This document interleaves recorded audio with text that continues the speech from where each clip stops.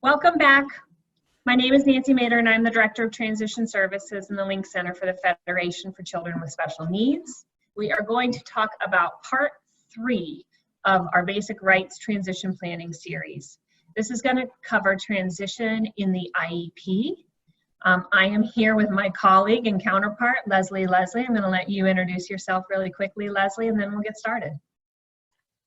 Hi, my name is Leslie.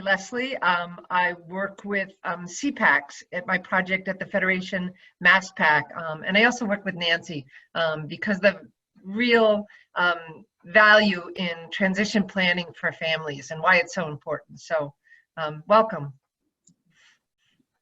All right, we're just going to breeze over this because if you've listened to part 1 and part 2, you might be tired of hearing about this, but the Federation is the Parent Training and Information Center for the state of Massachusetts. We train parents, we train teachers, we train anybody who asks us to come and train them. And the Link Center is the transition portion of that. So we have a federal grant for the Link Center and it is all about transition.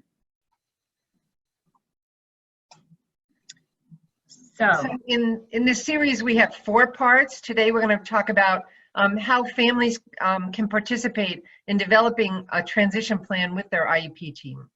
Yeah. So right off the bat here, I'm going to let Leslie talk about the guiding principles, and then we're going to ask you to pull something up. So the whole reason we do transition is it's embedded into IDEA, the Individuals with Disability Education Act, which really emphasizes that all children with disabilities, regardless of their disability type, have available to them that free and appropriate public education. That's what we refer to as FAPE.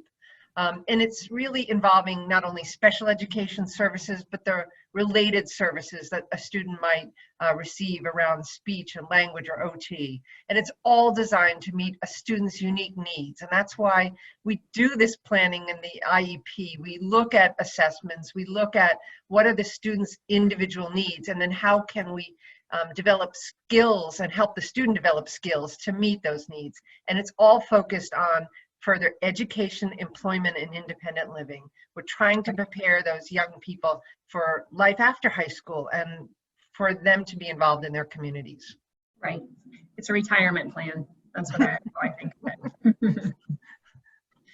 So today, we're going to be talking about transition in the IEP. So up until 14, it's been an IEP based around what the family, what the parents, what the teachers want for these young students. And then when they hit transition age here in the state of Massachusetts, at 14, it becomes their vision, their goals, what they want their life to look like after high school. That doesn't mean that other people don't have input into it, but it should be driven by what the student wants.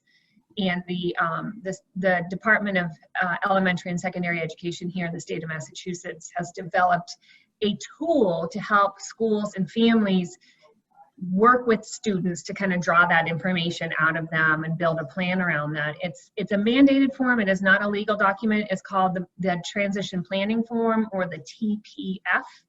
So I put the link in here, and I also showed you how I got that link by Googling Transition Planning Form, Massachusetts. What would we do without Google? Yeah. So that's the link, but where this is, a webinar on YouTube, you can't just click that link, but you can, either copy that or just Google what I have on there. So we're going to just be talking about using that form to help guide you. It's really like a guiding document. So, and it's useful if schools and families use it. So how do we prepare for this transition planning meeting? It starts with the IEP that goes into effect when a student turns 14. So you can have a student who's age 13 in a meeting talking about their vision and what their needs are for that IEP that's going to take place in a couple of months. And what's really nice is the student is invited formally to the IEP team meeting at age 14 and can really start to participate. Our goal is to have them participate more and more each year. So as part of this whole process, that you should download and review the transition planning form, and have your student look at it also. You should discuss your students' interests, where they want to go, what kind of jobs they might be interested in.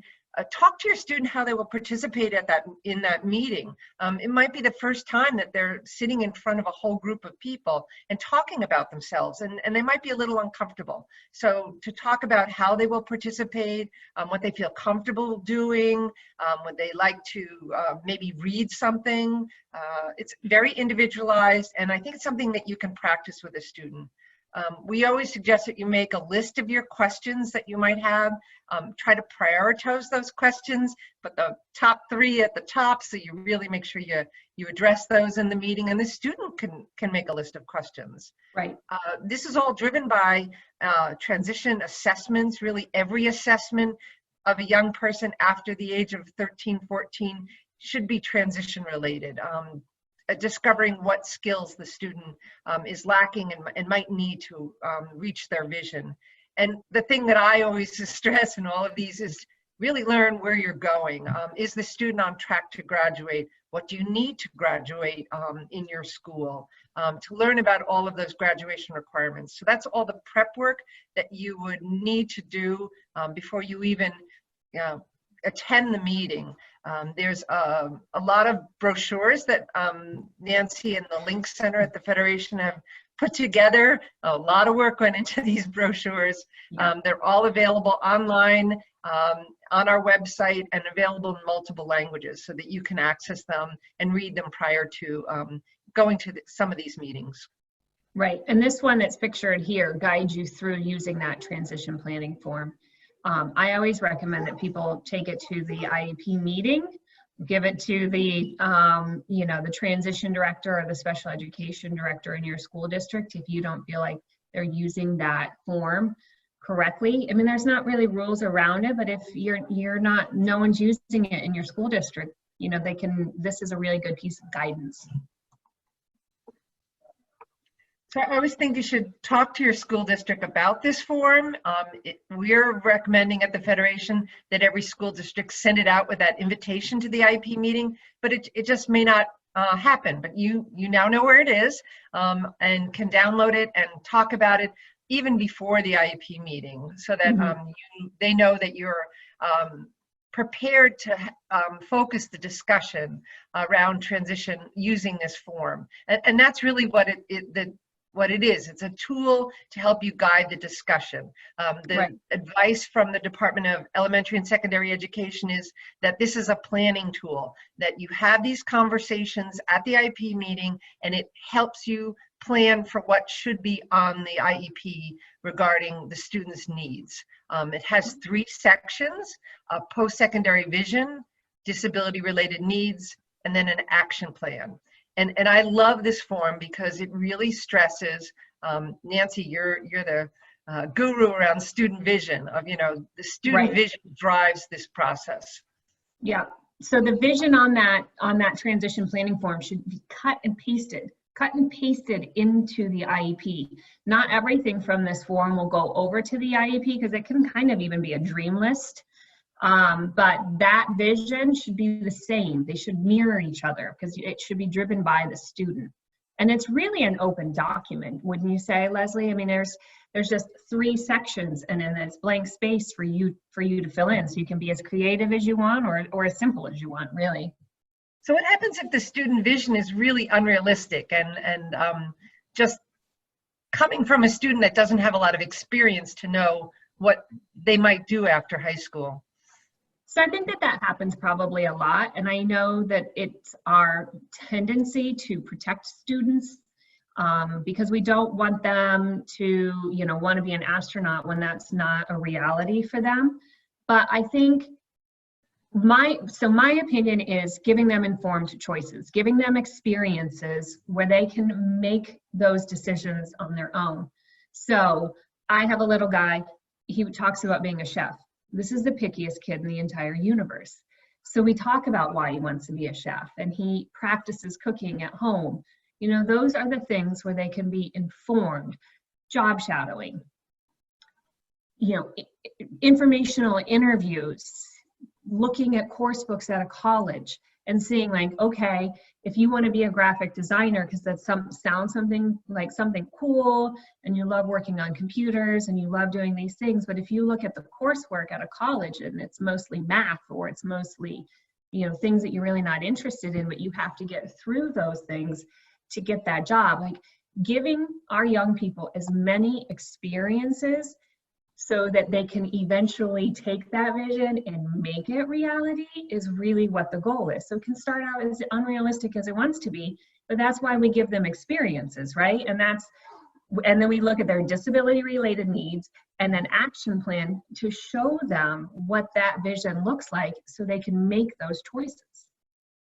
So what's nice about this tool is within the action plan section, it lists lots of wonderful questions that help you explore some of the different interests your student might have. So the instruction academic section talks about, gee, is there any kind of technical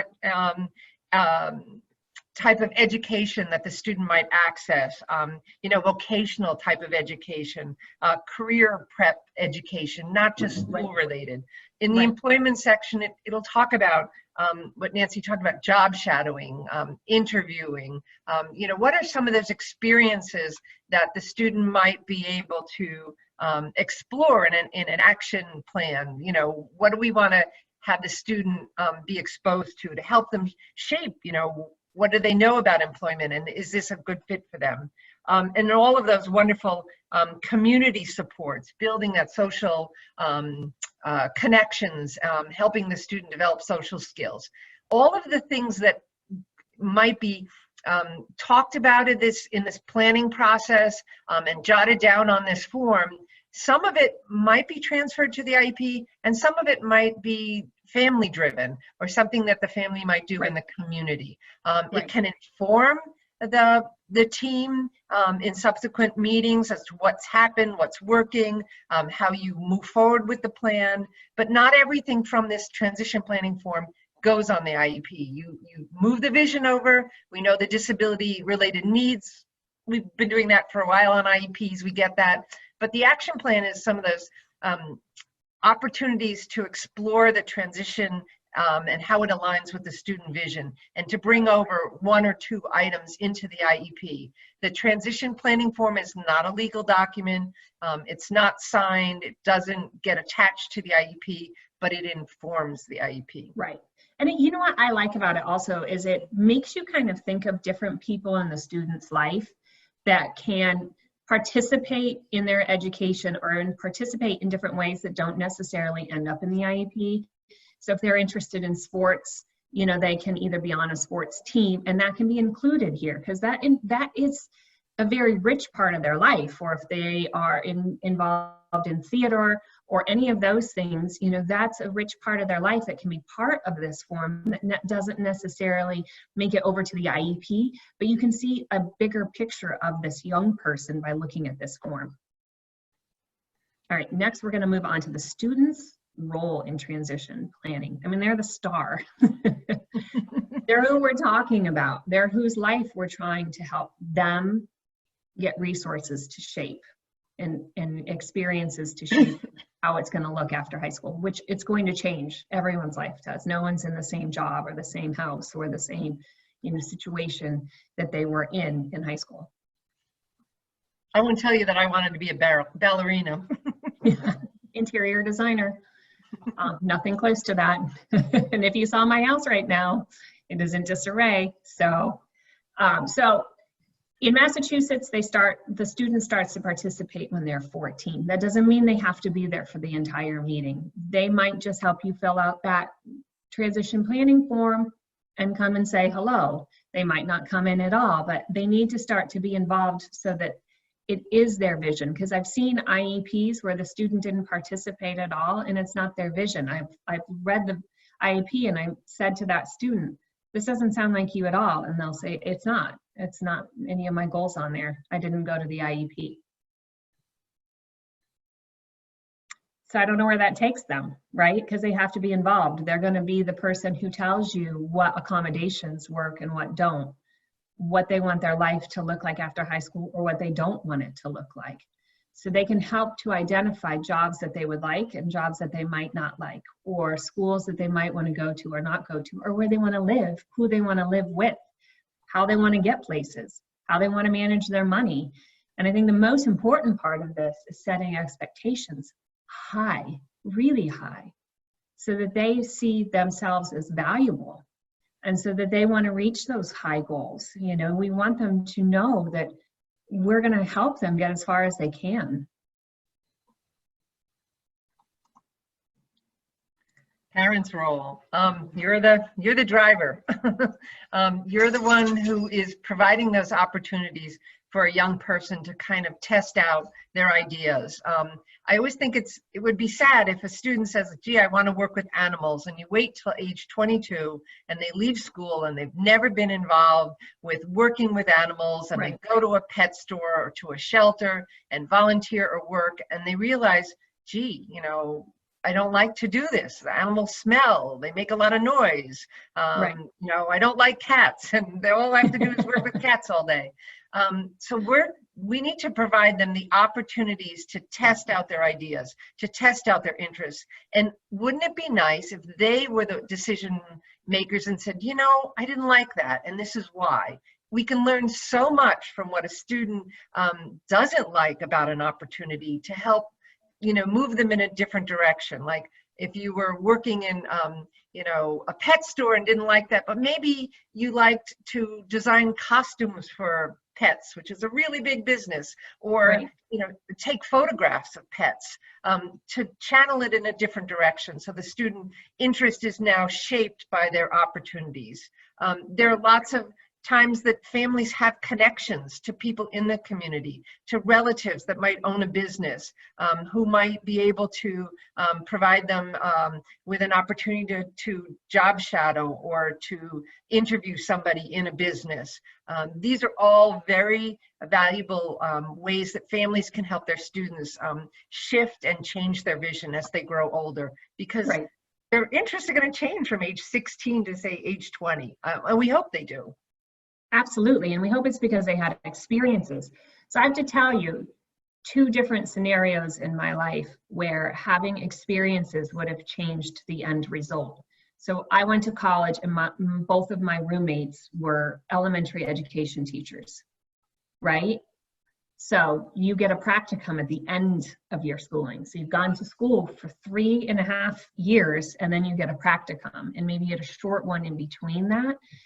And of the 2 roommates that I had, one did the practicum and was like, I hate this. I actually hate teaching. She had to change course after 4 years of college. Had they put a practicum, you know, or experiences in a classroom at the beginning of that, beginning of her schooling, she could have made a more informed choice instead of having it happen at the end. And as someone who has helped individuals with disabilities who, you know, get jobs, so a lot of their training is very limited. So there's not a wealth of opportunities and that isn't going to college that are just training opportunities for individuals with disabilities. But, you know, so they get lumped into like childcare or different, you know, business or, you know, customer service. And if we just lump them in those because that's what's available, but without giving them experiences, they might have gone through a long training around childcare and hate doing it. You know, childcare sounds great, sounds fun, but it's poopy diapers. It's, you know, feeding kids, it's constantly cleaning up. So if we can expose them to those different experiences before they get to the training, so they make an informed choice around it, so they can say, yes, I like that, or no, I don't. I loved babysitting the neighbors. I think I would love this. You know, those are the opportunities that families can do outside of the school system for young people. Tell everybody you know what your student likes, and maybe someone will say, I have somebody in that community who can give them an opportunity.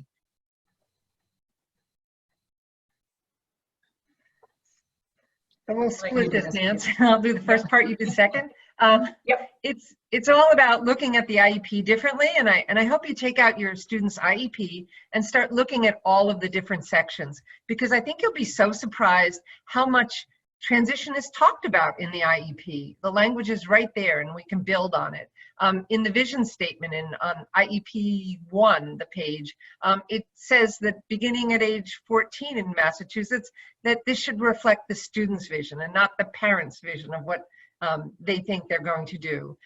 We know on the PLEP A, the present level of education performance, that speaks to the general curriculum and how the student will receive academic accommodations and specialized instruction to meet their academic and disability related needs. That section we know pretty well, but I would really love you to start looking at the second page, IEP 3, which talks about all those other educational needs. And that's what's so key in the IEP, that it really starts talking about extracurricular activities. How can we use the school environment to develop some of the skills that the student might need to work in groups, to be social, to relate to people, to follow directions?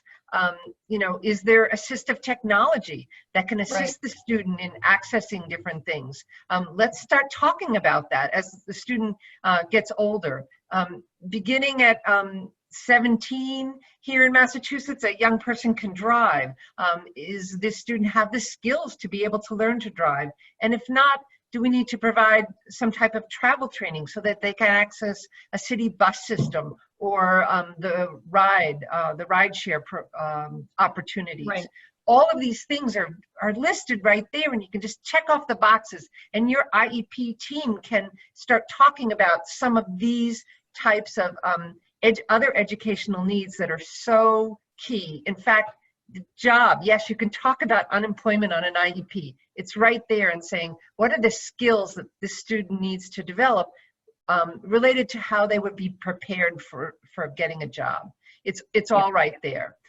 When we speak about the goals on an IEP, you shouldn't see one transition goal, and that's not the focus. Transition needs to be embedded through the whole IEP. It's really on how that student's goal in English language arts is going to help them access college. How, you know, their writing goals should be addressed with the focus of this student wants to go to college and has to write a 5-paragraph essay for the Common App. That's where we see transition embedded in the skills the student needs, all across the board: academic, social, behavioral, just it's right all the way through there. So that your IEP is your legal document, which will help define the services that the student will receive. And so the transition's got to be in the meat of this document. Right. You can have a second half. All right. Yay. So additional transition issues to be considered by an IEP team. I think the most important thing here is the date of graduation, the anticipated date of graduation. I think this is probably one of the biggest issues we get phone calls about. It's on the last page. It's under additional information, and it might be some of the most important information on the document. I think this is particularly important for our students who have autism, who are doing well academically, but might not be doing well socially or with independent living skills. That's a lot of the phone calls that I get, are parents saying, well, he's fine academically, but the rest of these things, he hasn't even started, you know, and he's going to graduate in June, and I want to stop it, and I want him to have more time at school. And that might not be a possibility. So understanding that date well before then is really important, because you can kind of see down the line, like this young person is going to need more social skills, more academic skills. And we just get caught up in just the academics when we need to have independent living skills and social skills built in there throughout their time in high school, because it's not, you know, the school's job is to get them to graduate with a high school diploma. And if they've gotten them there, they might not give you that extra year to work on social skills. And I think it's really important to understand also your student who's been working really hard to graduate in June, and then you tell them they're going to come back to high school for social skills and independent living skills, they might just go to compound. I wouldn't want to do that, so why would they? So then you have to develop a whole different system that might not be possible. So making sure you understand that date weaving in those skills. And if you think an extra year is going to be necessary, talking about that way before that last year of high school and saying, I think we might need one more year so that that student and the school and everybody's prepared and put together a program that's going to benefit that student. This Chapter 688 referral, that's a referral to the adult agency that the IEP team thinks will be the best agency to serve that young person as an adult. That is just a referral. It does not mean eligibility. All of the adult service agencies, including Mass Rehab, DDS, Department of Mental Health, are all eligibility based, and they have criteria that you have to meet to become eligible for their programming. They're also needs based and based on budgets. So where you didn't really talk about a budget at an IEP meeting, you're going to talk about how much money your child will get as an adult for these services, and you have to prioritize what's most important. And so those are just things to start thinking about. Also, the Chapter 688 referral, you need to check on that referral, make sure that it went out, make sure that the organization that it went to received it, and you always still have to apply. You have to apply, fill out the application, make numerous copies of that application, fax it in, mail it in, cover backside so that you know that they got it, and then you check to make sure that they got it, because things happen. They have a lot of consumers in all of these agencies, and things get lost. And the other thing I think that's on this slide is the transfer of rights at age of 18. Right. And so just so you know, when your young person turns 18, unless you have a guardianship, that student becomes the adult and the decision maker. There is usually a form at the school that the student can check off whether they want to be the sole decision maker, whether they want to share the decision making with their parents, or delegate the decision making to someone. But it could mean to delegate to their friend James. So I think having those conversations with your young person as to what do they think would be most appropriate, and just letting them know that you are there as a family to support them, support their decision making, and that you would like to be part of the process. Otherwise, you will not be invited to that IEP team meeting at age 18. And James will go for you. But talking about it not when they turn 18, talking about it at 16 and 17 so that it's, not a surprise.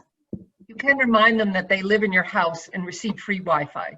Right, and food, and maybe use your car. So this is just kind of, because I find this so important, anticipated date of graduation. When we do Planning a Life and we do training, so many people get a blank look on their face and then dig into their bags and pull out their IEP because it's something they've never thought about or looked at.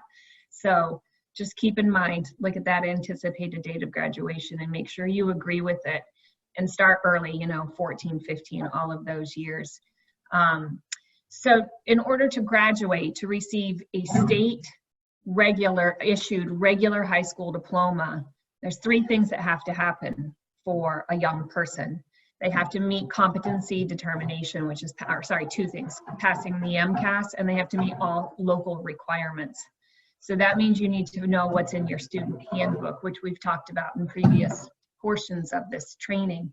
So understand those things so that you understand what track your student is on. Because I think we get a lot of phone calls around that as well. When I say, finding out information about a student, I ask the parent, are they on track to graduate with a high school diploma? And they say, I don't know. What's the difference between that and a certificate of completion? And I'm like, oh no. So when they turn 14, know those things, know the difference. Are they taking the MCAS? Are they passing the MCAS? What are the requirements for them to graduate, so that you can make sure which track that they're on or which track they want to be on too. And they can take the MCAS multiple times. It's the 10th grade level MCAS that needs to be passed. Right now, this year, we're in a different situation where MCAS are lucking out off the table, but going forward, that's one of the requirements. And I just want everyone to know that parents drove a change in the law that said that every student, regardless of whether they're going to receive a diploma or not, has the right to participate in that graduation ceremony, take that picture with grandma with the cap and gown on, go to the senior breakfast, be part of all of the rich activities in the school around graduation. I think we should celebrate every student's achievements at that time. And then they can come back if they're going to go into an 18 to 22 program, but they should be able to be with their class that they started with, and they can, so that's great. So we talked a little bit about the Chapter 688 referral. It's the Turning 22 law. So this is discussed in your IEP meeting, and the IEP team should agree upon which adult service agency is going to be the best for your young person. And we're going to talk in more detail in part 4 about the agencies. But this one is, it's confusing for some reason. And so it's gone from a piece of paper that a parent used to sign that was, sent in by the school to now it's in a computerized system, which had some glitches at first, but I think seems to be worked out. But I'll ask where the Chapter 688 referral has gone with parents and they're unsure. So this is important that you know and you agree with which agency it went to. So if you have a young person with a developmental disability and intellectual disability who's going to need lifelong services around work and independent living and all of those things, it should go to the Chapter 688 referral. We'll say the school and the IEP team believe that this young person is going to need lifelong services from the Department of Developmental Services. Just so families understand, it's not a guarantee of any adult service or funding. This is a referral, and it's really done so that the state is on notice that the student may be in need of services, and they can plan for it in the budget, in the state budget. And I think what the best thing happens as a result of this is that the family and the IEP team develop a relationship with that sending agency. For example, somebody from DDS then might attend the IEP meeting to get to know the student, to get to know the student's needs, and to help develop that transitional plan. But the family still needs to file a formal application and get, deemed eligible for those services. Right. So make copies. Part of the process. Make copies. Please make copies. So often they get lost, and then you have to start that. You have to find all that medical documentation over again. Sometimes the school will have, copies of their stuff, but they might not have your copies, and just make copies, please. Some transition resources. We've linked the transition planning form here at the end again. Again, we did the Family Guide to Transition Services in Massachusetts. That was a partnership with the Federation and the Massachusetts Rehabilitation Commission. It is no longer in print, but it's downloadable on our website. And it has a pretty solid transition timeline, a pretty simple one. So sometimes these timelines can be overwhelming. So if you just need a simple list of things, ours is pretty simple. Our tips brochures, again, always really useful. We have one on graduation as well, and it talks also about the MCAS and what to look for there in graduation, what it takes passing the MCAS to graduate, and then a link to the DESE website. I think this picture's in all of them. Everybody's going to take a different path, and it's a continuation. It's a continuum of services and options. This is my slide. It's just really to let you know that as you're working with your IEP team, you may not agree with everything, and that's okay. I think our recommendation at the Federation is always that you work with your local team, ask for another meeting, maybe meet with somebody on the team to kind of overcome some of the conflict or the barriers. You can always contact your state or federal agencies if there's a procedural violation or if they're not delivering a service that's on the IEP. You can talk to PRS at the state level or the Office of Civil Rights. and call them and just talk to them about your rights. There are people that you can bring in to help you resolve issues. There's a facilitated IEP meeting facilitator that can come in and help you run that IEP meeting, or you can bring in a mediator. And I've gone through mediation a couple times. It's really nice. It's somebody from the outside coming in, bringing both sides together. They will listen to each side and then propose some strategies to come to consensus around an IEP and get services moving for your student. But when you see that red, that means it's probably you need an attorney. Those are the Board of Special Education Appeals is a formal legal process, and that's where we would recommend that you at least get some legal advice before proceeding that way. But you have lots of options. Yep. And then staying informed, again, we have a listserv that is strictly for transition information. We help moderate the Massachusetts Transition to Adulthood Facebook page. That's a wealth of information. It's also a really easy platform. You can go on, look through the feed, see if there's anything that interests you. You can post a question. There's, I don't know, over 1,200 people on there. So chances are you're going to get somebody who's lived an experience like you're living, and you can get information on how they handled it or looking for resources. Parents have the greatest tips. They're really great. They're the best. It's a really great way to network, because we can talk as much as we want, but you could have someone in a town near you who can help you way more. The links on our website is a wealth of information. We have been doing some transition linked over lunch videos that are transition topics. And sorry, my dog is eating my plant. The realities of working from home. So assessment, we had Kelly Challen from NESCA come and talk about assessment. She's like one of the best resources you could possibly come by. Even she did it for free. We talked about the College Navigator program. We talked about the Macy program, ABLE accounts. If benefits counseling, healthcare transition. So they're great resources. They're short. They're short too. There's just a short snippet, lively conversation, and it's just another way to experience and learn about transition. Right. And you can just listen. You don't have to watch. You can put them on while you're doing the dishes or walking the dog, whatever it is. We do a conference, the 2-day, well, actually we've diversified the Planning a Life conference quite a bit. We do a 2-day regular transition Planning a Life conference, a 1-day intensive Planning a Life conference, a 1-day Planning a Life preparing for college conference, and we're also piloting a 1-day Planning a Life conference for young people with medical complexity.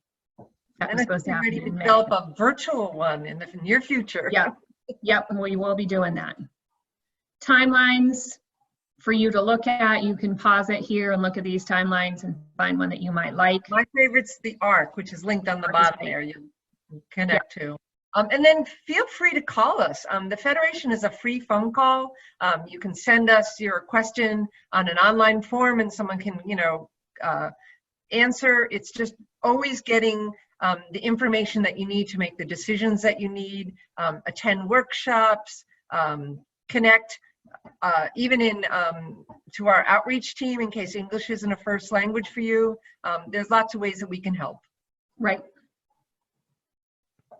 And thank you so much for joining us. We will be back with the final part 4 of this series around transition planning. And thank you so much.